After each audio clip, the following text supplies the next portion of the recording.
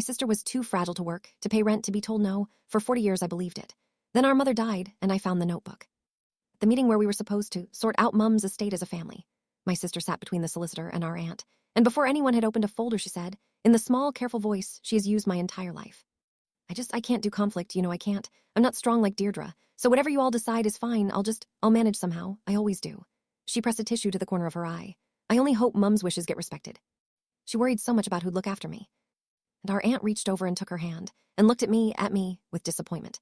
And I understood, 42 years too late, that I was about to be robbed in a room full of people who thought they were protecting a victim.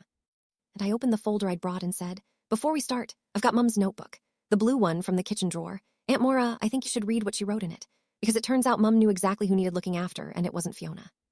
Let me back up. My name is Deirdre Callaghan. I'm 58 years old, and I spent 40 years of my life protecting a sister who did not need protecting from a fragility that did not exist, and it cost me more than I can properly count.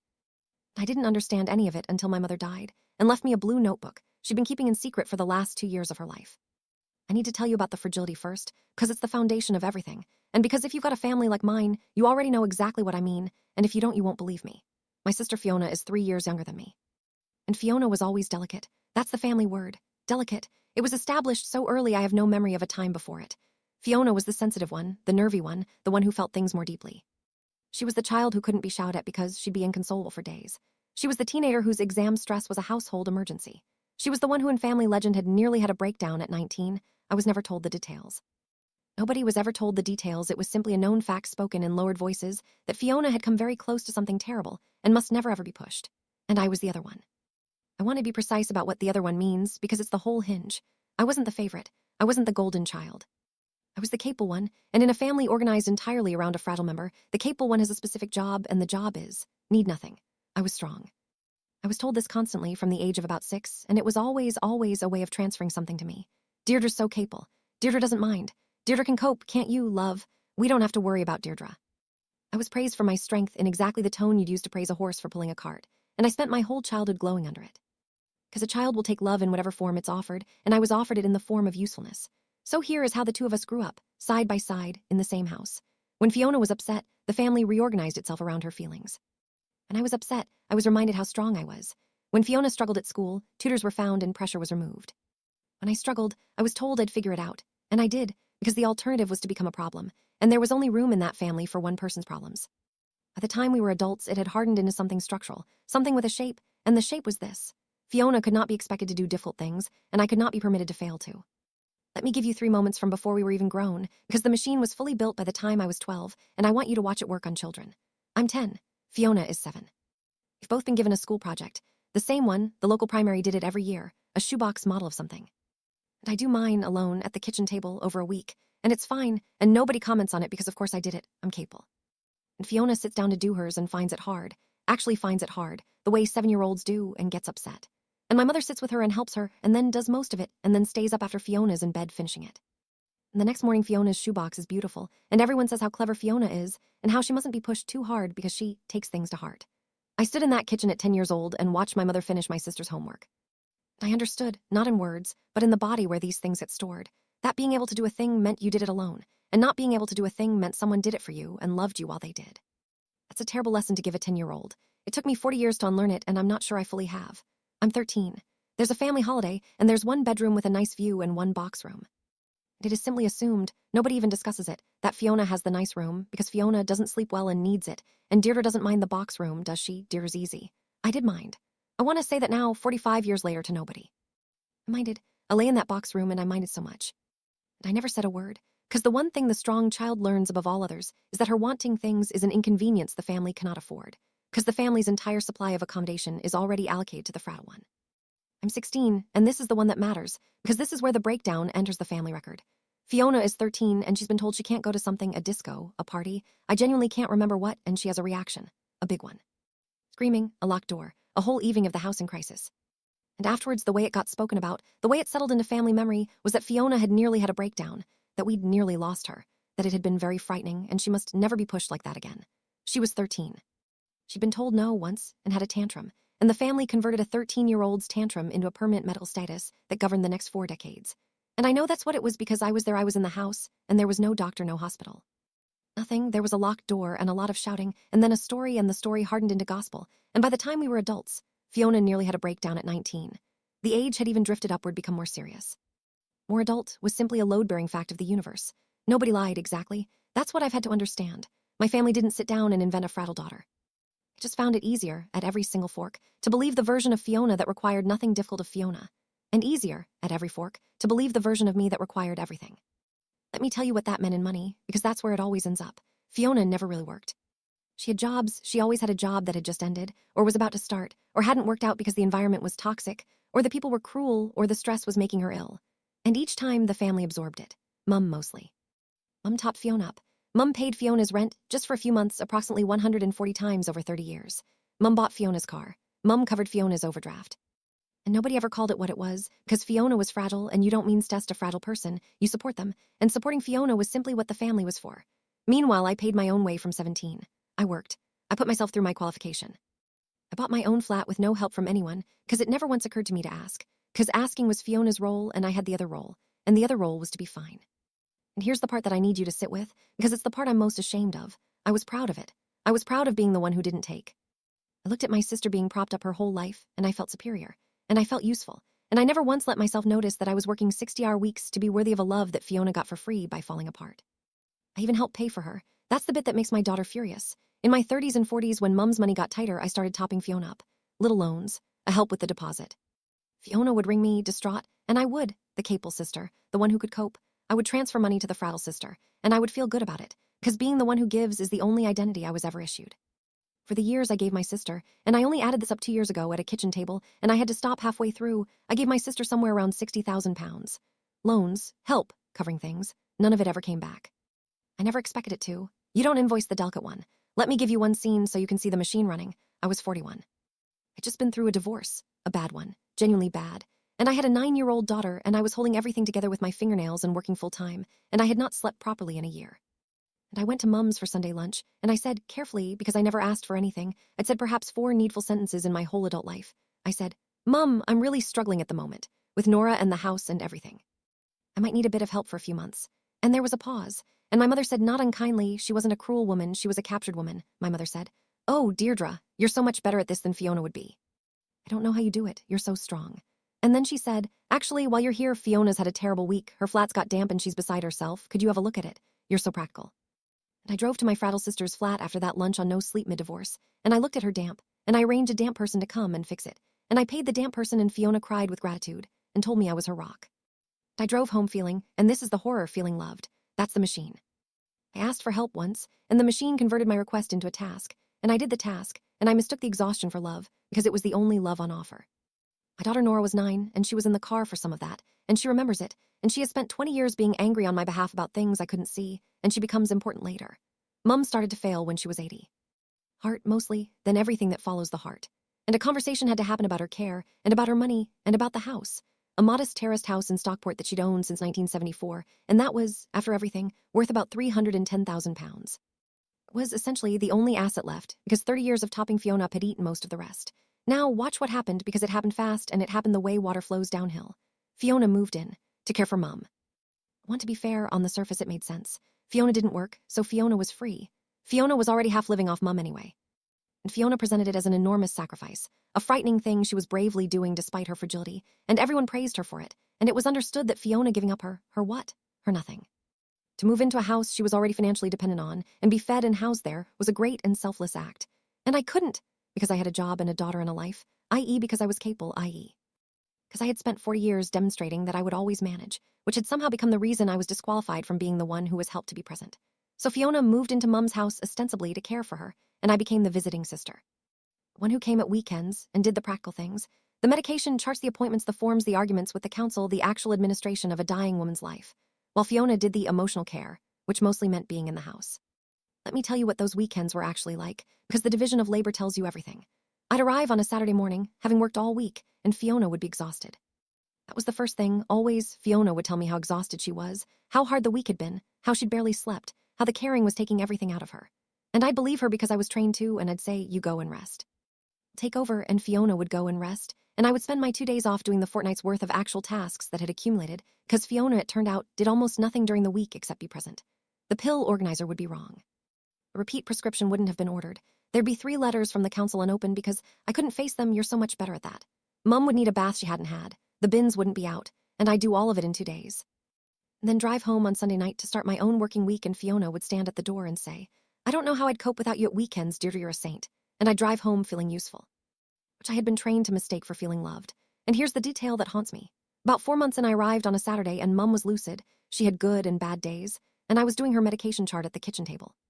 And Mum watched me for a while, and then she said quietly so Fiona wouldn't hear, She doesn't do this, you know. During the week, she tells you she does. And I said, Does what, Mum? And Mum just looked at me, this long, sad, frightened look, and then Fiona came in and Mum's face closed up like a shop at night. I didn't understand it then. I thought Mum was confused. I filed it under bad day. I know now that my mother was trying to tell me, carefully, terrified, from inside a house where she was dependent on the daughter she was warning me about, that the whole arrangement was a fiction. And I missed it because I was too busy doing the medication chart. That's the cruelty of being the capable one. You're so buried in the tasks that you can't hear the person trying to tell you why you're really doing them. And here is the false victory. This is the part where I thought I'd finally been recognized. As Mum got worse, someone needed legal authority to manage her affairs, her bank, her bills, her care funding, power of attorney, and the family chose me. I want to tell you how that felt, because it's important that you understand it felt like vindication. For the first time in my life, 40-something years in, my capability was being treated as a qualification rather than an excuse to abandon me. Mum herself asked me, she was still lucid then, she said, You do it, Deirdre. Fiona couldn't cope with all that, the banks and the forms, it'd frighten her. You're the sensible one. And even wrapped in the usual insult, Fiona couldn't cope, it landed as trust. My mother was handing me the keys. I said yes, and I was proud, and I set up the power of attorney properly, with a solicitor, all above board, and I began managing my mother's affairs with the competence I'd been perfecting my whole life. And within about 3 months, being the attorney had become the rope they hanged me with, because now I was the one who controlled the money, which meant I was the one who had to say no. Fiona, living in the house, kept needing things. The heating had to be on constantly. There were expenses. There were things Mum wanted. There was a request to just transfer a bit to Fiona's account for shopping. And I, as the attorney, with a legal duty to act in my mother's best interests, with actual fiduciary obligations I took seriously, I started asking questions. Where's this going? What's this for? Can I see the receipt? And overnight, I became the villain. Because a fragile woman, living with her dying mother, being interrogated about money by her cold, controlling, capable sister, that's a story, and it's a good one, and Fiona told it beautifully. Suddenly, the family narrative was that Deirdre had taken control of everything. That Deirdre was obsessed with the money. That poor Fiona was down there doing all the real caring, while I sat in judgment from my nice house with my nice job. Counting Mum's pennies and making Fiona feel like a criminal for wanting to turn the heating on for a dying woman. Let me give you the exact moment I became the villain, because it happened over a single 15-pound receipt, and it tells you how the whole thing worked. Fiona had asked me to transfer £300 for Mum's shopping and bits. And I, doing my duty, asked, pleasantly, I promise you I was pleasant, of course. Can you just send me the receipts as you go? I have to keep records as the attorney, it's a legal thing, it's not personal. And Fiona sent me one receipt, for £15, from a garden center cafe, and nothing else. When I gently asked about the rest, Fiona rang our Anne in tears and said that Deirdre was demanding receipts, that Deirdre was treating her like a thief, that she was down here breaking her back caring for their dying mother, and her own sister was auditing her lunch. And that's how it was told forever after. Deirdre made Fiona account for a cup of tea. Not. Deirdre asked where £300 of a dying woman's money had gone and got back a single receipt for a scone. The story kept the £15 and threw away the £285, because the £15 made me look cruel, and the £285 made Fiona look like what she was. That's the genius of the fraddle position. Every reasonable thing I did could be reframed as cruelty, because you are not allowed to be reasonable with a fraddle person. Reasonableness itself becomes an assault. Asking a normal question of Fiona was, by definition, being hard on Fiona, because Fiona could not be asked normal questions, because Fiona was delicate, because that was the whole entire point of being delicate. My Aunt Maura rang me and said, Deirdre, I have to say something. You're being very hard. Fiona's doing everything down there and you're treating her like a suspect. It's not about the money, love. She's not strong like you. She's not strong like you. 40 years, that exact sentence. It had put every burden in the world on me, and now it was being used to stop me protecting my mother from being stripped. I nearly folded. I want to be honest about that. I sat in my kitchen, the same kitchen table where I'd added up the 60,000, and I thought, maybe I'm being hard. Maybe I'm bitter. Maybe 40 years of resentment I didn't even know I had is making me mean to my fraddle sister over a dying woman's heating bill. Maybe I should just let it go, approve the transfers, stop asking, be the bigger person, be strong the way I always am. And I very nearly did. The pull to fold was enormous, because folding was the only thing that had ever got me love in that family, and being the villain was unbearable, and I was so tired. What stopped me was 2 things, and the first was my daughter.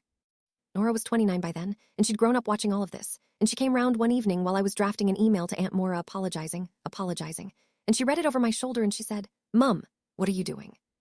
I said I was smoothing things over, and Nora took the laptop gently and closed it and sat down and said, I need to tell you something I've never said because it felt cruel. My whole childhood, I watched this family treat you like a cart horse and Auntie Fiona like a Fabergé egg. And I could never work out why, because from where I was standing, Mum, from where I was standing, you were the fragile one. You were the one running on empty. You were the one crying in the car. Auntie Fiona was fine. She was always fine. She's the most fine person I've ever met. She just learned that if she said she wasn't fine, everybody gave her things. She looked at me. You're about to apologize to Aunt Maura for asking where Grandma's money is going. Please don't. Please, just this once, be as hard as they all keep saying you are. And the second thing was the bank statement. Because I was the attorney, and I had a legal duty, and my daughter had just given me permission to do the thing I'm actually good at, so I stopped apologizing and I did the accounts. Properly. The way I'd have done them at work. And I found that in the 8 months Fiona had been caring for Mum, roughly £19,000 had left my mother's accounts in ways I could not account for. Cash withdrawals. Transfers to Fiona for shopping that were far larger than any shopping. Loan of £4,000 to Fiona that Mum, by that point, could not plausibly have understood she was making. £19,000 in 8 months out of a dying woman whose care I was supposedly the cold accountant of. And that was just the 8 months I could see clearly. That's when I understood I needed to look at everything, and that's when I found Bridget. Bridget Hanlon lived next door to my mother for 40 years. She's 79. She's the kind of woman who has seen everything on a street and said little of it, and she came to Mum's funeral and pressed my hand a beat too long and said, Come and see me, Deirdre, when you're ready. I've things to say, and I've waited a long while to say them. I went the week after the funeral. Bridget's front room, which smelled of the same air freshener my mother used, and a woman who'd watched my family through a party wall for 4 decades. And Bridget said, I'm going to tell you something and you're not going to like that nobody told you sooner. Your mother knew. In the end, she knew about Fiona. I said, knew what? And Bridget said that there was never anything wrong with her. Not really. Not the way you were all told. She stirred her tea. Deirdre, I've known Fiona since she was 6. I've watched that girl be too delicate to do anything she didn't want to do for 50 years. And I watched you be run into the ground so she'd never have to. And your mother, God love her, she believed it most of her life. She really did. A mother wants to protect the weak one. But the last couple of years, when she was here with Fiona, when it was just the two of them and Fiona thought nobody was watching, your mother started to see it. And it broke her heart. Not because Fiona was fragile. Because Fiona wasn't, and never had been, and your mother had spent your whole childhood loving you less carefully because of it. I couldn't speak, and Bridget said, she used to come round here at the end when Fiona was out, and she'd sit where you're sitting. And she'd talk, and about 18 months before she died, she said to me, I'll never forget it, she said, Bridget, I've wronged the wrong daughter. Bridget looked at me. She was writing it down, did you know that? She had a notebook. She said she was keeping a record, because, her words, nobody will believe Deirdre when the time comes, and somebody has to have written it down. The notebook was blue, and it was in the kitchen drawer, under the takeaway menus, where it had been the whole time, where Fiona had never looked because Fiona doesn't look for things. Fiona has things brought to her. I want to tell you what was in it, because it's the most important document of my life and my mother wrote it dying. It started about 2 years before she died in her failing handwriting, and it was an accounting of everything. She'd sat in that house, watching her fragile daughter be perfectly robust the moment there was no audience, and she'd started, for the first time in 50 years, to write down what she actually saw. She wrote down the days Fiona couldn't get out of bed, and then went out shopping for herself in the afternoon. She wrote down the money. She'd been keeping her own tally of what she gave Fiona, and near the back there was a running total going back years that made me put my hand over my mouth. She wrote down the time Fiona screamed at a dying woman, for suggesting Fiona might get a little part-time job now the girls are grown. And then, 20 minutes later, was delicate again when a neighbor called round. And she wrote about me. She wrote, Deirdre asked me for help once in her whole life. She was 40 and drowning, and she asked me, and I sent her to fix Fiona's damp. I have thought about it every day since. I gave the strong one nothing because she was strong, and I made her strong by giving her nothing. God forgive me. And near the end, in the worst handwriting, when she must have known. If it comes to the money and the house, it must be equal, and Deirdre must be protected, because they will all say she is hard and grasping, and it is not true. She's the one who was never held. Fiona will cry, and everyone will believe the crying. They always believe the crying. I believed it for 50 years. Do not let them do to Deirdre at my death what I did to her all her life. I have to be careful and fair here, because this is the part that matters most, and it's the part people get wrong. I am not telling you my sister had nothing difficult in her. I don't know that. Nobody knows that, because, and this is the thing that undid me when I finally saw it, there was never any diagnosis. In 50 years of fragility, of nearly having a breakdown, of being not strong, of being too delicate to work or pay rent or be told no, there was not one single piece of medical evidence. No diagnosis, no treatment, no doctor, nothing, I checked. As attorney, I'd seen Mum's medical records, and in sorting the estate, I came to understand the shape of Fiona's too, and there was nothing. A breakdown at 19 that governed our entire family for 4 decades had no record, no hospital, no GP note, nothing but a story that had been told in lowered voices until it became load-bearing. The fragility was never a condition. It was a position. It was a role that got her out of every hard thing, and got her handed every soft thing, and she'd learned it at 6, and perfected it by 16, and lived inside it for 50 years. And the reason it worked is the reason all of these work. Because the people who love you would rather believe you're fragile than believe you're using them, and because there was always another daughter in me, strong enough to carry what Fiona put down. You can't build a lie that big alone. Somebody has to carry the other end of it. I carried the other end of it for 40 years and called it being a good sister. The meeting, the solicitor's office. The one where we were going to sort out Mum's estate as a family. Mum's actual will was simple and fair, everything split equally between her two daughters. The house sold, the proceeds halved. That was it. That was all Mum had, and she left it equally, exactly as her notebook said she must. But Fiona had been working. Of course she had. In the weeks after the funeral, Fiona, who cannot do conflict, who is not strong like Deirdre, had assembled a position. She'd been living in the house, she wanted to keep living in the house. She'd given up everything to care for Mum, and it would be devastating for her mental health, to be made homeless, and really given how much Deirdre already had, the job, the flat. The daughter, wouldn't the fair and kind thing be for Deirdre to let Fiona have the house, or the bulk of it, because Deirdre could cope and Fiona couldn't? And Aunt Maura was there to support the vulnerable one. And the solicitor was neutral but visibly moved by the crying. And I was, once again, the hard sister who had controlled the money and was now, apparently, going to make her delicate sibling homeless out of greed. And Fiona said her line, the one from the top. I can't do conflict, you know I can't. I'm not strong like Deirdre. I only hope Mum's wishes get respected. She worried so much about who'd look after me. And Aunt Maura took her hand and looked at me with disappointment, and I opened the folder. Before we start. I've got Mum's notebook, the blue one from the kitchen drawer. Aunt Maura, I think you should read what she wrote in it, because it turns out Mum knew exactly who needed looking after, and it wasn't Fiona. I didn't read the cruel parts aloud. I want you to know that. I could have. I read 2 lines, and I chose them carefully, and I read them in my mother's voice as best I could. I read, it must be equal, and Deirdre must be protected, because they will all say she's hard and grasping, and it is not true. She's the one who was never held. And I read, Fiona will cry, and everyone will believe the crying. I always believe the crying. And then I put the notebook down and I stopped, because Fiona was crying, right on cue, and the whole room was watching her cry. And I watched my aunt watch her cry, and I saw the exact moment the sentence landed, because Aunt Maura's face changed. She looked at Fiona crying, and then she looked at the notebook. And then she looked at Fiona crying again, and something in Maura's 40 years of certainty cracked, because my mother had reached out of her own grave and named the trick while it was being performed live in a solicitor's office. Then I laid out the rest, because the notebook was the heart but the numbers were the proof. While Fiona was caring for Mum, I said, £19,000 left Mum's accounts in 8 months, unaccounted for. I have the statements. As attorney, I have a duty to account for that, and I will be to the estate. I put them down. Over the years before that, Mum gave Fiona, by Mum's own tally, in her own hand in this notebook, over £200,000. And I gave her about 60,000 more. None of it ever came back because you don't ask the fragile one for anything. I looked at my sister, and there is no diagnosis, Fiona. There never was. 50 years, and there is not one doctor's note, not one hospital, not one anything. I looked. I'm the one who does the looking, remember? I'm the capable one. That was always my job. My voice went and I let it. You weren't fragile, you were comfortable. And the price of your comfort was me. And Mum finally saw it. And she was so ashamed she kept a notebook so that somebody would believe me when you did exactly what you're doing right now. And Fiona stopped crying, which is the tell, that's always been the tell. The crying stops the instant it isn't working. And she looked at me with an expression I had never once seen on her face in 58 years. Not hurt, not fragile, calculating. For 1 second before she remembered herself, I saw the person who had been running the machine the whole time, and she was not weak at all, and she and I both knew that I had finally seen her. The estate was distributed exactly as my mother wrote it, equally. The house was sold. Fiona got precisely half, which is what Mum wanted and what I fought for, because the notebook didn't ask me to punish Fiona, it asked me to make it equal and to protect me from being stripped below equal, and that's a different thing. And I held to it even when part of me wanted more. The 19,000 was accounted for and adjusted in the estate accounts because I had a legal duty and I discharged it. Fiona's half was reduced by what she'd taken. She was furious. She'd expected the house. She has not spoken to me since, which, I'll be honest, has been one of the great unspoken reliefs of my life. A phone that no longer rings with an emergency. A weight I carried so long I'd stopped feeling it until it was gone. Aunt Maura came to see me about a month later. She sat in my kitchen and she was very old suddenly, and she said, I owe you an apology I don't know how to make. 40 years, Deirdre. We did it for 40 years and I helped. And she cried properly, not performing, and I made her tea, because I'm the capable one, and for once that felt like a thing I was choosing rather than a sentence I was serving. I asked her the question I'd been carrying. I said, the breakdown. When Fiona was 19, what actually happened? And Maura frowned and thought and said slowly, you know, I don't actually know. I've said that sentence 1,000 times. Fiona nearly had a breakdown at 19, and I've just realized sitting here that I could not tell you one single fact about it. Somebody said it once and we all just carried it. She looked stricken.